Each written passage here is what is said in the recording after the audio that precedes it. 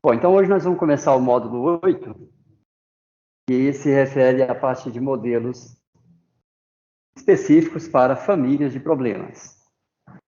Então, o primeiro grupo que nós vamos considerar é o grupo dos escoamentos compressíveis. Compressíveis são as equações que a gente mostrou no item anterior.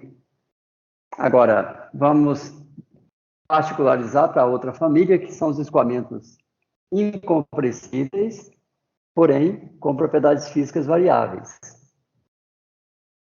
Onde é que nós podemos encontrar isso? Por exemplo, em escoamentos bifásicos. Ambas as fases podem ser incompressíveis, mas as propriedades físicas são variáveis, porque tem variação espacial devido às fases. Então, se é incompressível, divergente de V é zero, porque o d/dt pode ser considerado nulo, e a gente faz, então, a aproximação, né, que o divergente de V vai ser zero para incompressível. Porém, o ρ, o μ, K, Cp vão variar no espaço devido à existência de múltiplas fases. Então, aqui está o modelo, né, para esse grupo de escoamentos. Escoamentos que podem ser considerados incompressíveis, mas a gente não pode considerar as propriedades físicas variáveis. Observe que isso aqui é uma aproximação por ser incompressível, tá? Bom, então, esse é o primeiro grupo que nós estabelecemos. O segundo grupo, pessoal, são os escoamentos incompressíveis, porém com propriedades físicas constantes. Então, são incompressíveis. O μ, o ρ, Cp são constantes. Então, divergente de V é zero, porque é incompressível. E aí, aqui fica Laplaciano de V, por quê? Se a gente considera que o μ é constante, a gente olha essa equação aqui.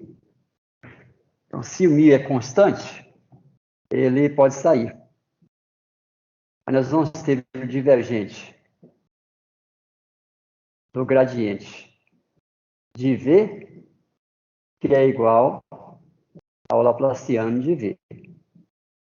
E vamos ter aqui o divergente do gradiente de V transposto, que é igual a zero. Tá? Igual a zero. Isso a gente demonstra escrevo o gradiente de V, que é o transposto, que é uma matriz, né? E faço o produto com o produto escalar com o operador nabla, ddx, ddz. E aí, usando a equação da continuidade, que aqui está, nós demonstramos que isso é igual a zero. Então, sobra para propriedades físicas constantes, sobra, então, Ni Laplaciano de V. Ni Laplaciano de V. E para o campo de temperatura, ρCp é constante, saiu do operador. Aqui nós tínhamos K, e K sobre ρCp é o que nós chamamos de alfa. Isso é a condutividade térmica, isso é o coeficiente de difusão térmica. Da mesma forma que o Ni é Mi sobre Rho. Mi sobre Rho. Isso é a viscosidade dinâmica, isso é a viscosidade cinemática ou coeficiente de difusão da quantidade de movimento linear. Difusão. De vez em quando a gente encontra menção na literatura, menção a esse termo, como sendo um termo de dissipação. Tá? E isso é um equívoco. Tá? Isso não representa nenhuma dissipação. Isso é simplesmente o fluxo líquido difusivo de quantidade de movimento linear. Tem nada assim dissipado aí. Né? Isso devido à confusão que se faz com a função φ que aparece na equação da energia. Aqui, ó, a função φ. Aqui é a potência de transformação viscosa. Aqui, os efeitos viscosos transformam a energia cinética em energia térmica. Por isso aparece aqui com sinal positivo na equação da energia térmica. Bom, então, o alfa igual a K sobre rho Cp é o chamado coeficiente de difusão térmica. Nós modelamos, então, o transporte difusivo de energia térmica. Nessas equações, quando a gente faz a dimensionalização, aparecem, então, os parâmetros, que são os números de Reynolds, números de Mach, números de Peclet. E quando o número de Mach assume valores pequenos, menor que 0,34, então os escoamentos podem ser considerados incompressíveis. Observa. Escoamentos. Os escoamentos podem ser considerados incompressíveis, mesmo que eles sejam os escoamentos de fluidos compressíveis. Por exemplo, o ar é muito compressível, facilmente compressível. Se nós temos um escoamento de ar com Mach menor que 0,34, o escoamento é incompressível, mas o fluido é compressível. Então, esse é outro equívoco quando a gente se refere às equações para escoamentos de fluidos compressíveis. Não. Escoamentos compressíveis, e não escoamentos de fluidos compressíveis. Porque eu posso ter um escoamento de fluido compressível, que é o caso do ar, e o escoamento ser incompressível. Basta que o número de Mach seja menor que 0,34. Por isso, nós preferimos a nomenclatura de escoamento compressível.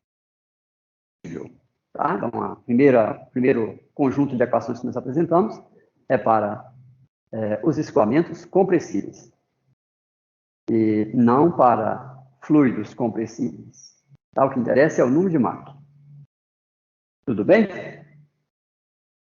Bom, então esse aí é o segundo grupo de escoamentos. Agora, nós vamos considerar, pessoal, os escoamentos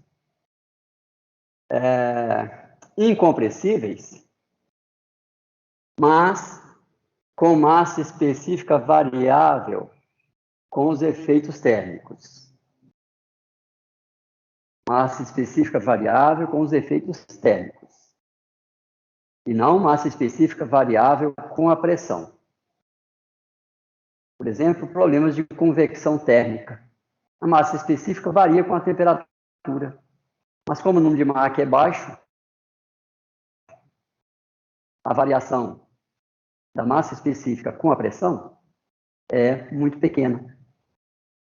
Então, a gente não considera esse efeito, considera apenas os efeitos de variação de massa específica com a temperatura. Bom, então, esses escoamentos eles são modelados utilizando a clássica aproximação de Overbeck-Boussinesq. Na literatura, a gente encontra que essa é a aproximação de Boussinesq. Mas tem esse outro autor, Overbeck, que, simultaneamente com Boussinesq, fez também a mesma proposta. Então, historicamente, a gente pode considerar que essa é uma proposta, uma aproximação realizada pelos dois. E o que diz o que a gente especifica com essa aproximação? É que a massa específica vai ser considerada constante em todos os termos das equações de balanço, exceto no termo do peso da partícula de fluido. Então, essa aproximação ela é aceitável para escoamentos nos quais as variações de espaço-temporais da massa específica sejam muito menores que o valor médio dessa propriedade termodinâmica. Ou seja, que as flutuações de massa específica sejam muito menores do que o ρ médio. Se isso começa a ter a magnitude disso, nós não podemos mais utilizar a aproximação de Obrecht-Bucinski. Aí nós temos que considerar o ρ variável em todos os termos. Que é, por exemplo, o caso de escoamentos bifásicos, nós vamos ver. Escoamentos bifásicos, o ρ tem que ser considerado variável em todos os termos, exceto na equação da continuidade. Bom, então, nós vamos ter, com essa hipótese, nós vamos ter essa equação, porque o ρ vai ser constante em todos os termos, exceto no termo que é o peso. Então, vai ficar ρ menos ρ0, G. ρ menos ρ0, G. E aí a gente vai usar uma expressão que é a definição do coeficiente de expansão térmica, beta, né? E nós chegamos aqui, ρ menos ρ0 vai ser beta T menos T, ρ menos ρ0 sobre ρ0. Essa razão vai ser beta T menos T0. Alguns autores incluem essa passagem aqui na aproximação de Obrecht-Bucinski.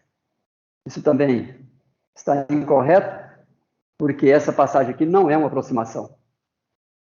Essa passagem é uma equação de estado.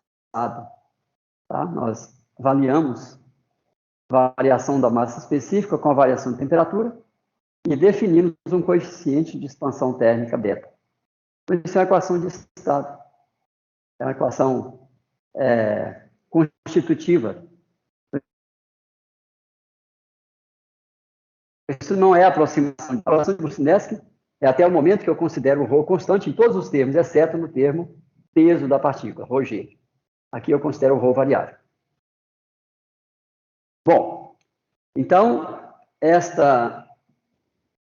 é o sistema de equações diferenciais para essa família de problemas. Todos aqueles que podem ser modelados considerando a hipótese, a aproximação de Obrecht-Bucinski. Ok? Tudo bem, pessoal? Professor, Pois não. eu tenho uma dúvida, professor. É Dário aqui. Essa aproximação de Bucinski, ela pode ser derivada de alguma equação de conservação ou foi uma aproximação empírica que eles chegaram a partir de observações experimentais, algo do tipo? Isso. Essa aproximação não é realizada a partir de nenhum princípio. É simplesmente heurística. Tá? Eles olharam, né, as equações e disseram, olha, nós gostaríamos de resolver esses problemas, tipo de convecção natural, sem usar a formulação compressiva, para escoamentos compressíveis. Então, como é que nós podemos fazer isso? Eu vou considerar que o ρ é constante, mas se eu considerar que o ρ é constante no peso, aí eu não tenho mais movimento. Aí eu não tenho promoção de movimento pelas variações de massa específica. Então, é uma aproximação mesmo que eles propuseram.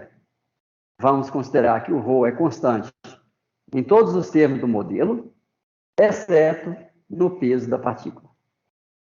E tem alguma análise que eles realizaram, né, mostrando que isso é válido para as variações, quando o escoamento é caracterizado por variações de massa específica que sejam muito menores do que a massa específica de referência, um ρ médio. Então, não é baseado em nenhum princípio fundamental. Isso é baseado numa heurística. Né? O que foi feito a hipótese, e depois o que foi feito foi comprovar se essa hipótese era válida. Aí sim entra experimentos, né? Porque fazia-se solução de problemas com essa hipótese e comparava os resultados teóricos com os resultados de experimentos materiais, comprovando que a hipótese era boa até um certo limite. Quando a massa específica começava a variar muito, aí a hipótese começa a falhar, porque você precisa considerar que o ρ é variável em todos os termos, e não apenas no peso da partícula.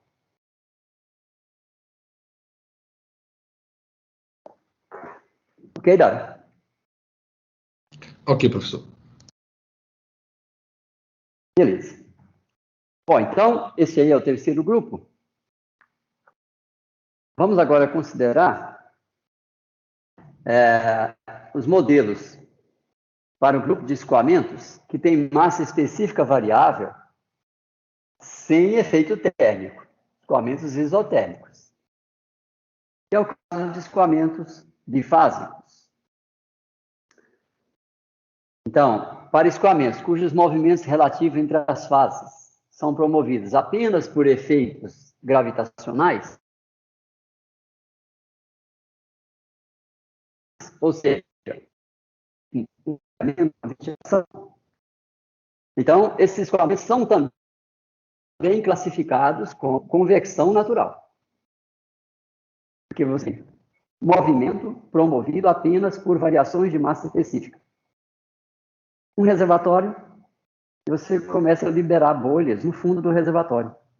Então, a movimentação da bolha coloca todo o reservatório, todo o fluido do reservatório para se movimentar. Você tem um escoamento. Mas não tem mecânico. Então, isso é convecção natural. É o movimento promovido por efeitos gravitacionais. Quais são esses efeitos gravitacionais, pessoal? É o peso e o empuxo. Porque o empuxo também é um efeito gravitacional. Tá? É a distribuição de pressão em torno do corpo que vai promover essa força ascendente, conhecida como empuxo. E essa distribuição de pressão só existe se tiver um campo gravitacional. Essa distribuição de pressão fluidostática. Então, dependendo do balanço do peso e do empuxo, as partículas vão se movimentar. E aí, a gente tem convecção natural. Tá? Bom, nesse caso, então, a massa específica ρ e a viscosidade μ variam no tempo e no espaço, devido ao deslocamento das fases que compõem o fluido em escoamento. Nós vamos considerar, no entanto, que essas propriedades físicas sejam constantes em cada fase. Então, nós temos lá um reservatório, temos lá um dado nível de fluido e as fases que coexistem e se movimentam. As bolhas estão se movendo. Então, o que acontece?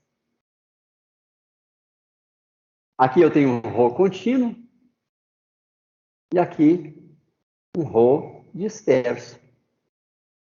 Mas, em cada fase,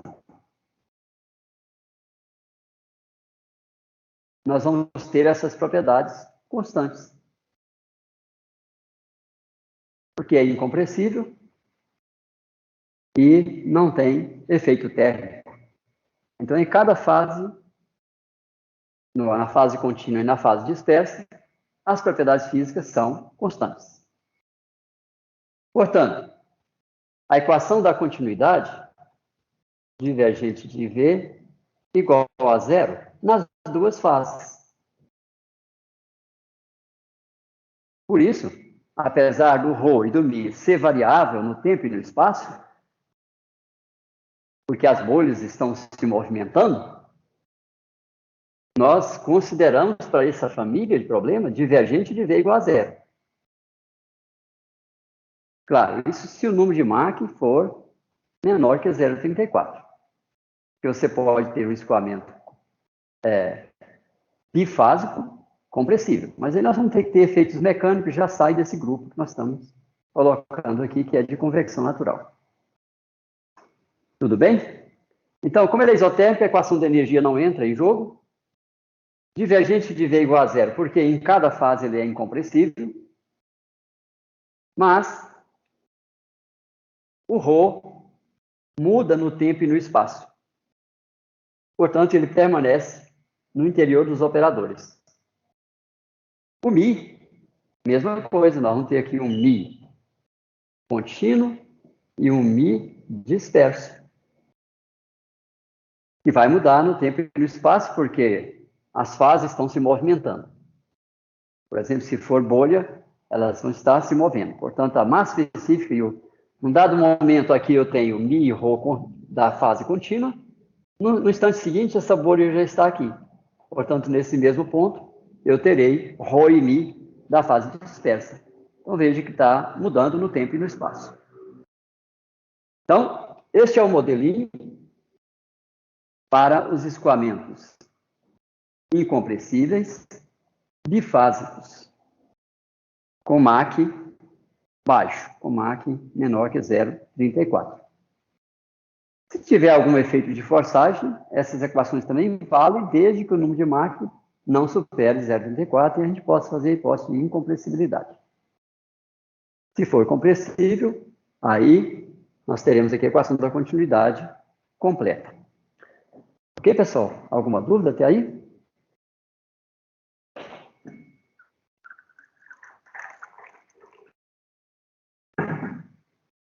Bem? Então vamos para o outro grupo. Percebam que nós temos as variáveis e a velocidade, a pressão, mas nós temos também aqui o Rho e Mi, que também são variáveis. Mas eu só tenho duas equações. Então eu preciso de mais equações. Eu preciso de uma equação para Rho e uma equação para Mi. Aí vem a ideia de fazer um mapeamento dessas propriedades. Porque o Rho disperso e o Rho contínuo são fornecidos. Eu vou dizer, eu quero modelar e simular o escoamento de bolhas de ar em água, ou gotas de óleo em água, ou gotas de água em ar. Depende do que eu quero resolver. Então, as propriedades dispersas e contínuas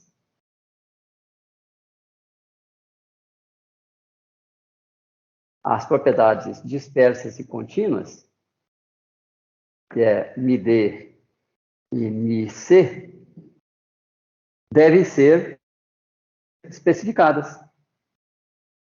E nós vamos buscar, então, estabelecer uma equação para fazer o mapeamento do campo de Rho e Mi no tempo e no espaço, de forma a levar em conta a posição das interfaces no tempo e no espaço. Para isso, nós vamos usar o conceito de uma função indicadora. Então, aqui nós temos a função indicadora aí, que tem a seguinte propriedade. I de x do tempo, ela vai variar entre 0 e 1. Entre 0 e 1. Ela é 0 na fase dispersa e é 1, ou melhor, ela é 0 na fase contínua e é 1 na fase dispersa. Então, se eu tenho lá o reservatório, pego lá uma bolha.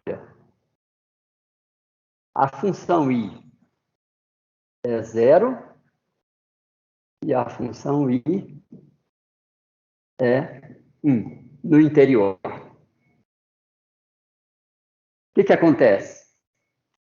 Se eu tenho essa função, se eu tenho como avaliar essa função, então eu posso fazer o mapeamento. Porque quando eu estiver na fase contínua, o I é 0. I é 0, então sobra 1 vezes Rho contínuo. Então, o Rho é igual a Rho contínuo quando eu estou na fase contínua. Quando eu estou na fase dispersa, o I é 1. Esse termo 0 e esse dá 1. Fica Rho disperso. E se eu estiver na interface, Quer dizer, do ponto de vista matemático, a interface é muito esbelta. Então, ali vai acontecer um salto, né, na interface. Então, se eu tiver o i com esse salto, eu vou ter também rho e mi na forma de um salto. O problema é que nós vamos ter que resolver esse modelo de uma forma discreta. Nós vamos ter que discretizar. E aí nós vamos ter que trabalhar com uma malha composta por células de um dado tamanho. Então, o que acontece é que eu não consigo resolver essa interface com um grau de refinamento de tal forma a capturar o salto. Na verdade, o que nós vamos ter é uma interface enlarguecida, onde essa largura vai ser aí da ordem, para dar estabilidade numérica, vai ser da ordem de 4 delta, 4 vezes delta, onde delta é o tamanho característico da malha. Então, nós teremos duas células. E aí essa função i vai variar continuamente, né? Da seguinte forma. Ela é zero, encontrou uma interface, ela muda suavemente, fica constante e volta a zero. Então, aqui está a interface enlarguecida. 0, 1. E aqui, varia entre 0 e 1, de acordo com uma dada função, que pode ser uma função polinomial, pode ser uma função trigonométrica, né? Com isso, então, se eu tenho essa i suavizada, função do tamanho da malha, então a nosso ρ e o mi também serão suavizados. Isso para evitar instabilidade numérica. Não é? Mesmo fazendo isso, quando a gente vai trabalhar com razões muito elevadas de propriedades físicas, por exemplo, a água e ar, já dá uma razão de ρ de em torno de 900. Então, isso já é um salto muito importante. E os métodos de solução dos sistemas lineares costumam patinar. Né? Ou diverge ou fica muito caro, requer espaço de tempo muito pequeno. E aí é importante a robustez dos métodos de solução dos sistemas lineares. E para dar uma ajuda, a gente faz essa suavização. Bom, o fato é que, com a função indicadora, nós temos os campos de mi e ρ. E isso muda no espaço e no tempo. Tá? Como avaliar essa função? Nós não vamos entrar nos detalhes no curso, mesmo porque, bom, vocês já devem, inclusive, conhecer, tem dois dos métodos mais clássicos para a gente resolver problemas de escoamento bifásicos, que são o método front tracking, método de acompanhamento de interface, e o método VOF, que é o volume de fluido, que é o método de reconstrução, de captura da interface. Então, são dois métodos mais clássicos, tem também o level 7 e tem hibridação entre eles. Tá? Mas nós não vamos aqui no nosso curso entrar nos detalhes, porque foge um pouco aqui ao conteúdo do curso. Tá? Aqui eu só queria explicar que isso é possível e que a gente vai ter, sim, um ρ e um mi variável no tempo e no espaço. Por isso, e essas variações são muito importantes. Olha lá, a variação, né, pode ser da ordem da massa específica média, até maior. Então, não dá para usar mais Boussinesq. Tá? A gente tem que usar um mapeamento e considerar que essas propriedades físicas sejam variáveis no modelo. Está lá. O ρ e o mi, o ρ e o mi são variáveis, não saíram dos operadores. Ok, pessoal? Então, esse aí é um modelo para uma família de escoamentos que que são caracterizados por ser incompressíveis, mas o Rho e o Mi, e se for não isotérmico, como nós vamos ver logo em seguida, o Rho, o CP, o Mi, o K serão variáveis no tempo e no espaço. E a gente não pode usar a aproximação de Olbebeck-Lucinesc. Alguma pergunta? Então, esse é mais um grupo de escoamentos que a gente apresenta.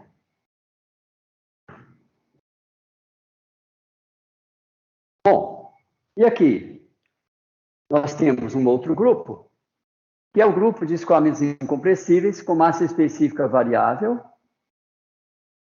com efeito térmico. Massa específica e as demais propriedades, tá? Não é só massa específica. Todas as propriedades físicas são variáveis no tempo e no espaço, mas tem também efeitos térmicos.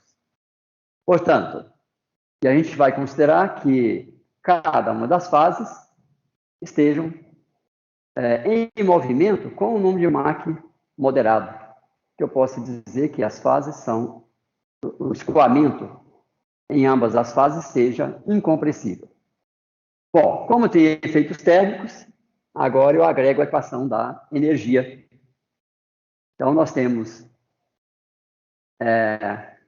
o Rho, que é variável,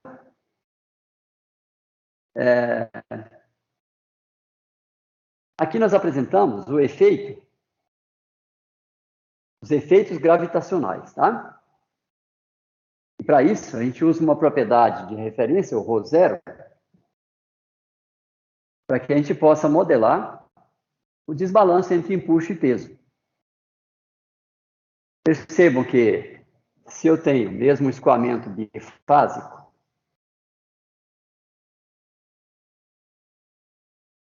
se eu tenho as fases, então, o nosso Rho zero será um Rho de referência, pode ser um Rho zero, vai ser um Rho que leva em conta a fração volumétrica. Fração volumétrica. Em escoamentos bifásicos, os autores costumam chamar isso de fração de vazio. Fração de vazio. Observe, não tem nenhum vazio ali. Ali tem fluidos diferentes, tem fases. Então, dá mais consistência em falar numa fração volumétrica. Volumétrica de quê? É o quanto de volume da fase dispersa está presente no volume total. Isso dá uma fração volumétrica. Mas não uma fração de vazio. Bom, então esse Rho zero, pessoal, ele vai mudar conforme a fração volumétrica. Se o Rho da água, se for água, o Rho disperso é 1000. E se o Rho da fase contínua, aqui é contínua, e aqui é o Rho disperso, for 1,2, então, se eu não tenho nenhuma bolha, o Rho zero é 1000. Mas à medida que eu aumento a quantidade de bolhas, o Rho zero cai. E aí nós vamos fazer uma média ponderada, onde o peso será a função da fração volumétrica. Quanto maior a quantidade de bolha, mais próximo do Rho do ar nós vamos estar, Rho zero. Então, percebam que, se o Rho zero depende da fração, então o Rho zero vai ficar entre o Rho disperso e o Rho contínuo. Vai estar entre os dois. Então, quando eu pego uma partícula de fluido que está aqui, eu tenho o Rho local. O Rho local está aqui, ó. Rho. E eu tenho um Rho zero. E o Rho zero está entre os dois. Ou seja, o Rho zero é menor que o Rho local, que é contínuo. Então, o peso, que é Rg, será maior que o empuxo, que é Rho zero G. O empuxo é Rho zero G. Portanto, ρ menos ρ0 será uma grandeza positiva. Porém, o vetor G, se eu oriento o eixo para cima, o eixo Z, então o vetor G vai ter como dado 0, 0, menos G. Então, esse termo vai dar negativo, quando eu estiver na fase contínua. Então, isso implica, se deu negativo, quer dizer que essa partícula vai estar descendo. E qualquer partícula na fase contínua vai descer. Bom, se eu pego um ponto aqui dentro, vai acontecer o contrário. Porque o ρ local é o ρ do ar. Então, o ρ é menor que o ρ0. Vai dar negativo, com negativo dá positivo. Então, esse ponto vai subir. Então, veja que com esse ρ menos ρ0, nós estamos modelando o efeito, os efeitos gravitacionais, o balanço dos efeitos gravitacionais. E a gente conclui, então, que onde eu tenho uma bolha, ela sobe, onde tem um líquido, ele desce, para conservar a massa, né?